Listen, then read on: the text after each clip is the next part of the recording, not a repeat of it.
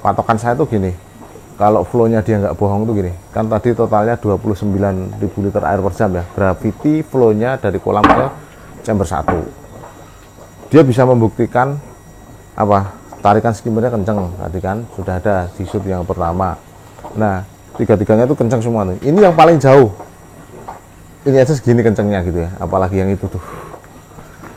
Nah, kedua, ini nih, level air kolam ke chamber 1 udah langsung turun dia.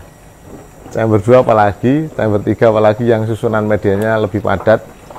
Karena K1 plusnya tadi 5 karung itu padat banget. Yang paling jelas di chamber sini nih. Nih, ada waterfall di sini nih. Dengan gravity flow 29.000 liter air per jam, umumnya ya ada selisih-selisih 1.000-2.000, asumsinya adalah adanya friction loss misalnya. Tapi ini kolam, settingan pipanya itu benar-benar kita bikin seminim mungkin friction loss-nya. Karena apa? Kolam ini enak banget kotak, satu kotak. Jadi BD itu semua lurus, nggak ada yang belok-belok ini. Artinya apa? Friction loss-nya minim. Terus BD kita juga apa ya, 3N kan, itu tuh mulutnya 8 in. Jadi bukan keni yang biasa. Jadi flow-nya itu benar-benar full 10.000 liter air per jam gitu, kali 2 tadi ya. Skimmer juga yang itu langsung tuh malah ke chamber 1, yang sana juga belokannya minim, sini juga minim, nggak ada bubble trap ya. Teman-teman ada nggak yang pernah dengar istilah bubble trap ya? Bubble trap itu kalau kita nyusun pipa skimmer yang melengkung ya, nggak miring gini ya, ada melengkungan gini, kadang-kadang ada udara yang kejebak. Kalau udara kejebak itu kadang dia akan menghalangi flow. Begitu melengkung, udara kejebaknya dia kan pas ini melengkung nih, dia nggak bisa lewat nih, dia kejebak di sini, jadi ngehalangin flow-nya air. Itu namanya bubble trap. Ini minim banget friction loss, pemipaannya sangat-sangat proper. Di sini masih ada waterfall. Artinya apa? Ini lebih kencang, bro. Saya dibikin tercengang bener nih sama kolam ini. Luar biasa. Oke. Ya yuk, siap-siap kita mau lanjut ke Solo. Besok pagi nggak ada libur.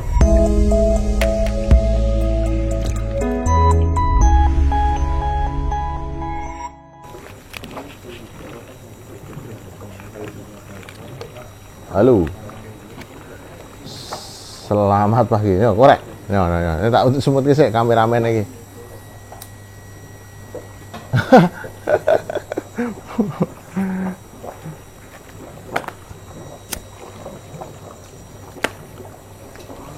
Nah, selamat pagi. Ini bener-bener pagi. Jam terakhir sih saya lihat jam tadi jam 01.55 kalau nggak 56 ya. Mungkin sekarang jam 2 pagi lah ya. Jadi saya ini apa ya, sampai susah saya mau ngomong. Membidani kolam ini bener-bener saya bidani kan, kalau bidan itu mau jam berapapun lahir ya harus ditungguin kan gitu. Ini jam 2 pagi saya tungguin, saya benar-benar penasaran banget sama kolam ini ya. Jadi ceritanya ini memang panjang. Saya dikasih tantangan sama ownernya, namanya Mas Albert, domisilinya di Semarang, Jawa Tengah. Luar biasa memang. Awalnya saya ya begana begini, ya hana ya hanu. Intinya diminta bikinin kolam, nggak pakai pompa sama sekali. Nah, saya lepas tangan terkait dengan hitungan air lift gitu. Rupanya saya jam 2 pagi ini dibikin tercengang, benar-benar tercengang karena air lift yang 4N2 ini ditargetkan kan satu air liftnya itu 15.000 liter air per jam. Rupanya memang benar-benar nggak bohong flownya. Tembus men, tembus, asli tembus. Saya nggak ngukur pakai alat ukur flow meter apapun itu yang canggih-canggih ya. Patokan saya gini aja. Ini kan BD-nya 3N kali 2, itu flow-nya 10.000 kali 2, berarti 20.000. Terus skimmernya 2N kali 3, itu berarti 9.000. Coba intip nih skimmernya nih. Skimmer aja tarikannya sampai ngosos kayak gini nih. Gila men. Artinya total flow dari kolam ke chamber 1 ini 29.000 liter air per jam. Kalau itu diasumsikan ya airliftnya tuh, kita masih mau setting. Nah ini saya jalan ke sini deh. Nih, ini chamber terakhirnya di sini. Kita ini masih setting mufflernya si airlift ini. Ini airliftnya. Jadi mau kita setting sampai ketemu dia nanti gelembungnya ini hilang. Ini flownya jos banget.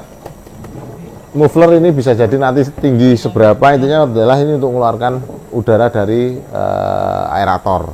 Aeratornya sendiri cuma menggunakan Fujimax yang 150R untuk dua ini. Ini pun masih kita bagi untuk biologi loh.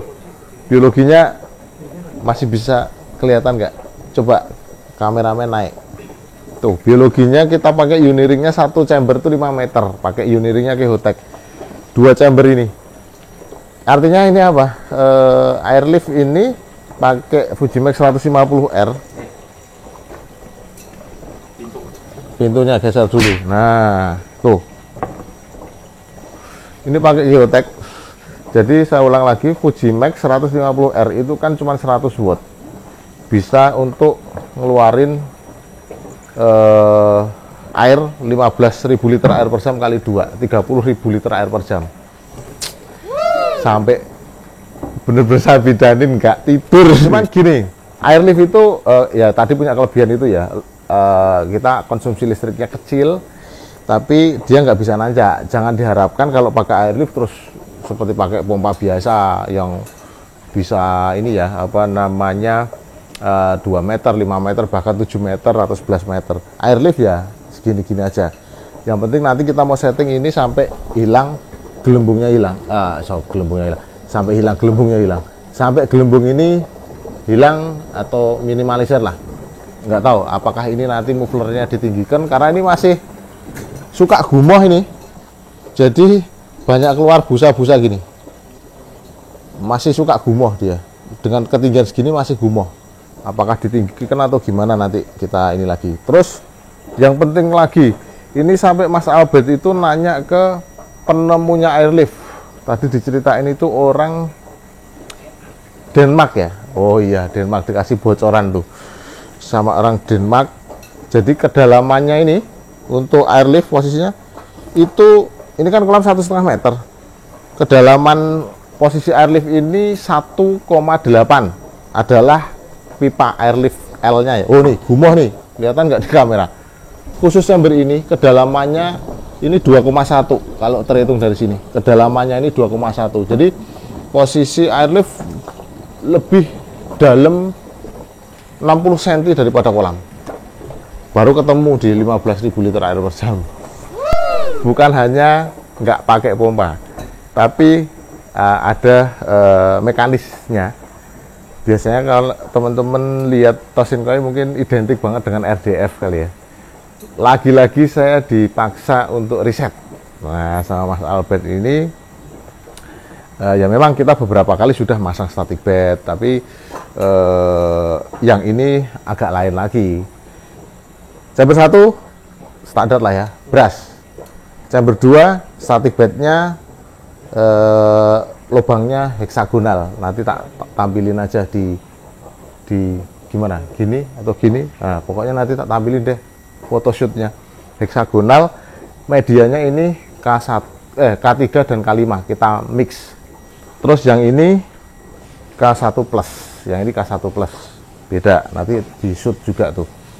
Tujuannya gimana? Supaya gradual. Jadi sana nangkep kotoran kasar, yang sini adiknya yang kasar. Nah, sini adiknya si adiknya yang kasar tadi.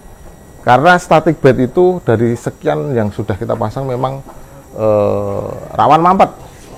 Walaupun itu nanti terkait dengan hitungan flow juga ya. Kotoran itu benar-benar bisa semua tertangkap dari mekanis yang 3 chamber ini, tapi nggak bikin cepet mampet gitu ya. Itu yang kedua. Ada lagi yang istimewa lagi, Momogi standar. Media biologi itu kita pakai Momogi dan full aerasi. Ini.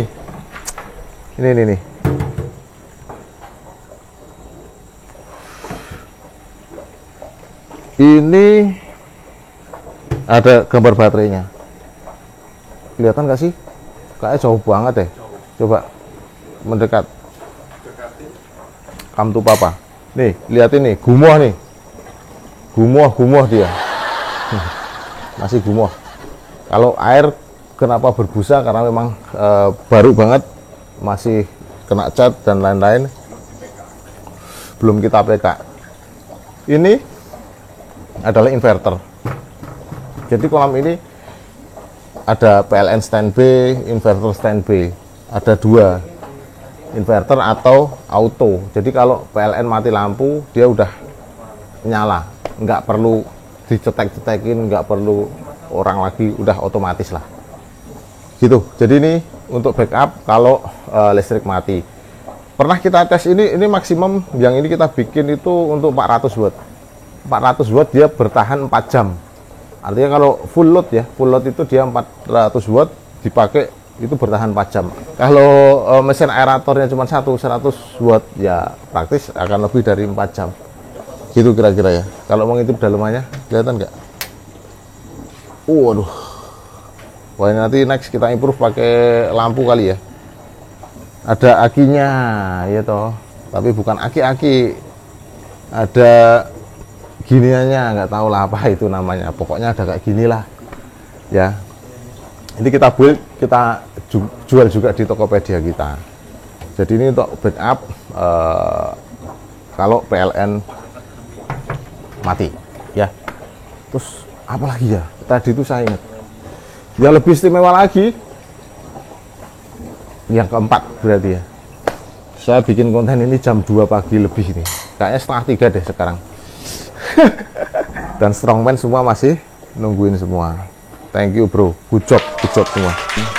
Lahirnya kolam ini baby kita yang membidani dari awal. Ini juga istimewa banget. Saya datangkan langsung dari Jogja. Full jati ini, nggak kaleng-kaleng. Jadi gede juga ya, ini 20 kali 20 ya tiangnya ya. 20 kali 20. Atapnya pakai solar taf. Solar taf itu juga kita baru pertama kali masang. Solar taf ini kalau tidak salah yang saya tangkap kemarin ya, karena kita juga baru pertama kali pasang, ya pasti dia lebih lentur daripada akrilik. Pemasangan juga lebih mudah daripada kaca. Kalau dari sisi kekuatan, beberapa YouTube kita lihat itu solar taf ini 300 kali kalau tidak salah ya, lebih kuat daripada akrilik ya, 300 kali, terus 60 kali lebih kuat daripada kaca. Yang pasti dia bisa blocking UV gitu. Jadi ini oke juga nih. Ini bening nih, tapi nanti atasnya kan masih ada lapisan putihnya ya, belum kita lepas. Konten spesial banget karena kita bikinnya jam setengah 3 pagi. Dan kita kebetulan mau langsung lanjut nih para strongman ke Solo gitu ya. Karena mau ke Solo dan kita sudah janjian untuk renov kolam koi di Solo, jadi kita sempatkan malam ini sampai benar-benar kolam ini running. Kita tungguin, sekiranya no problem ya sudah kita lepas. Itu ya, ada 4-5 hal yang istimewa di kolam ini. Next saya akan balik lagi ke kolam ini untuk review ulang, pantau terus kejernihan airnya. Dan sekali lagi saya ucapkan terima kasih kepada para pemirsa semua sudah meluangkan waktu dan kuotanya untuk melihat video-video kita. Salam dari Tosin Koi.